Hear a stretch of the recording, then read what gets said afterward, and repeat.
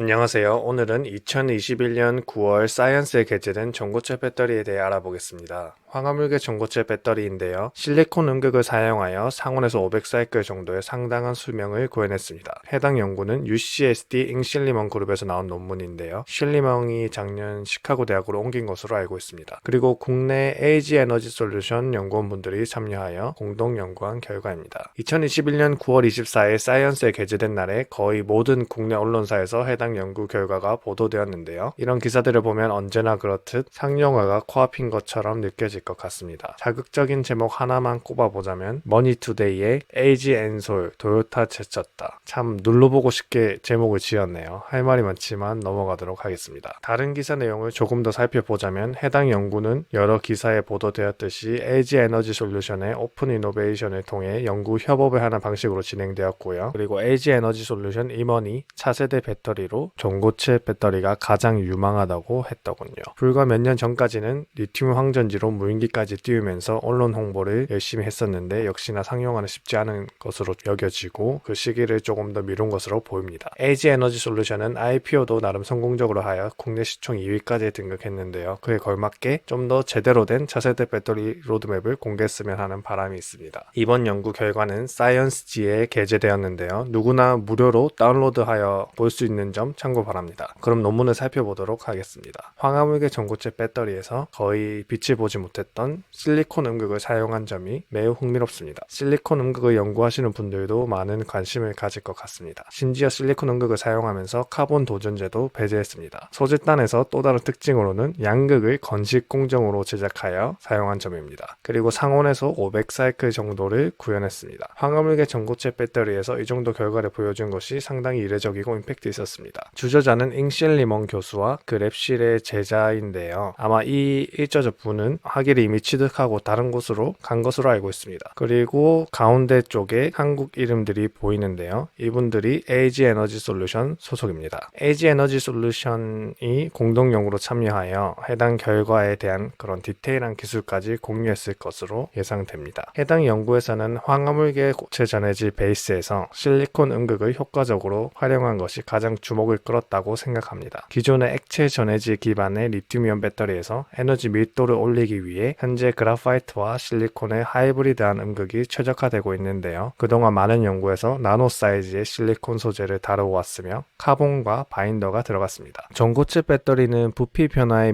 매우 민감한 시스템입니다. 하지만 실리콘의 부피 팽창률은 무려 300%에 달합니다. 이러한 소재의 특성을 적절히 이용하기 위해 오히려 실리콘 입자 사이즈를 나노에서 마이크로 단위로 키운 부분과 동시에 카본 도전제를 배제한 부분이 흥미로웠습니다. 양극 쪽도 간단히 짚어보겠습니다. AG화학의 NCM811을 사용했고요. 보론이 코팅된 것을 사용했습니다.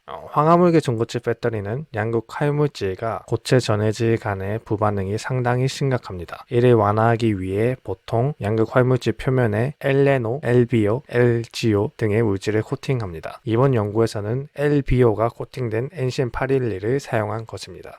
이건 2020년 삼성이 네이처에 게재한 논문 결과인데요. 삼성은 NCM 표면에 AGO가 코팅된 양극재를 사용했습니다. 이 그림에서 보이듯이 NCM 양극재 표면에 5나노미터의 두께로 AGO가 코팅된 것을 볼 수 있습니다. 이처럼 황화물계 전고체 배터리의 양극재 코팅 물질은 다양한 소재가 쓰이고 있으며 아직까지 무엇이 베스트인지 확답할 수는 없다고 여겨집니다. 다시 본 연구 내용으로 넘어와서 양극재에서 한 가지만 더 살펴보겠습니다. 일반적인 전극 제작 방법은 재료들이 믹싱된 슬러리를 흔히 알박, 동박이라 하는 집 전체에 코팅하고 용매를 건조시켜 날려버리는 습식 방법이 사용되는데요. 해당 연구에서는 양극은 랩스케일이긴 하지만 PTFE를 사용하여 건식 공정으로 제작되었습니다. 쉽게 생각하면 용매 없이 적절한 재료를 섞어 반죽을 해서 전극을 만든다고 보시면 되겠습니다. 이러한 전극의 건식 공정은 여러 곳에서 현재 활발히 연구되고 있고요. 기존의 습식 합식 공정 대비 좀 더 균일하며 밀도를 올릴 수 있는 장점이 있습니다. 해당 연구에서 건식으로 제작된 양극은 370MPa의 압력으로 압착됩니다. 로딩도 12mAh/cm 제곱으로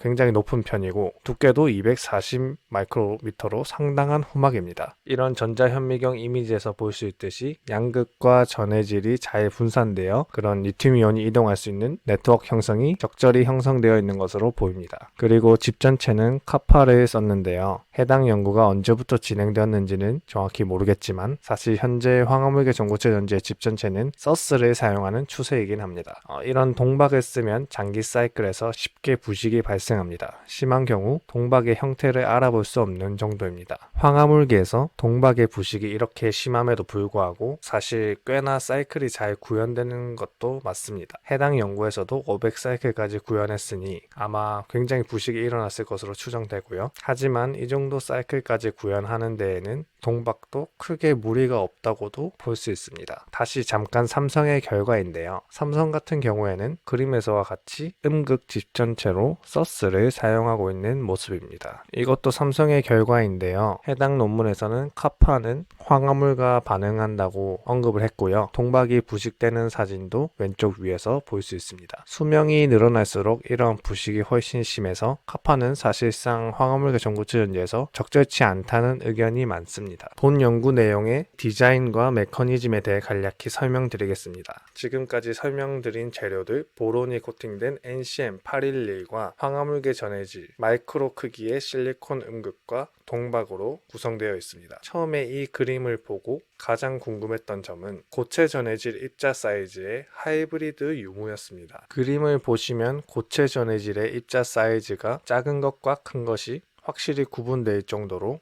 다양하게 이렇게 섞여 있는 모습을 볼 수 있습니다. 고체 전해질의 입자 사이즈는 양극 쪽에서 매우 중요한 역할을 합니다. 하지만 전해질 막 부분에서도 다양한 크기의 입자들이 공존하고 있는 것을 보니 단순히 이런 고체 전해질의 입도 분포가 큰 것일 수도 있습니다. 논문 내용에서는 고체 전해질의 입도와 관련된 내용은 언급되어 있지 않아서 상당히 아쉬운 부분이었습니다. 이러한 디자인에서 충전을 하게 되면 양극에서 음극 쪽으로 고체 전해질을 타고 리튬이온이 이동하게 되는데요. 실리콘과 고체 전해질 계면에서부터 먼저 반응을 하여 SEI 층을 형성합니다. 그런 다음 위에서부터 아래로 점차 리튬 실리콘 알로이를 만들어 나갑니다. 여기서 중요한 점은 SEI 층이 먼저 원활하게 잘 형성이 되어야 리튬 실리콘과 황화물계 전해질의 부반응을 막을 수 있습니다. 또한 음극 실리콘과 리튬 이온이 반응하면서 부피 팽창이 일어나는데요. 이를 적절히 컨트롤하는 것이 핵심입니다. 예상보다 영상이 너무 길어져서 논문의 디테일한 그런 결과들은 다음 영상에서 보도록 하겠습니다. 감사합니다.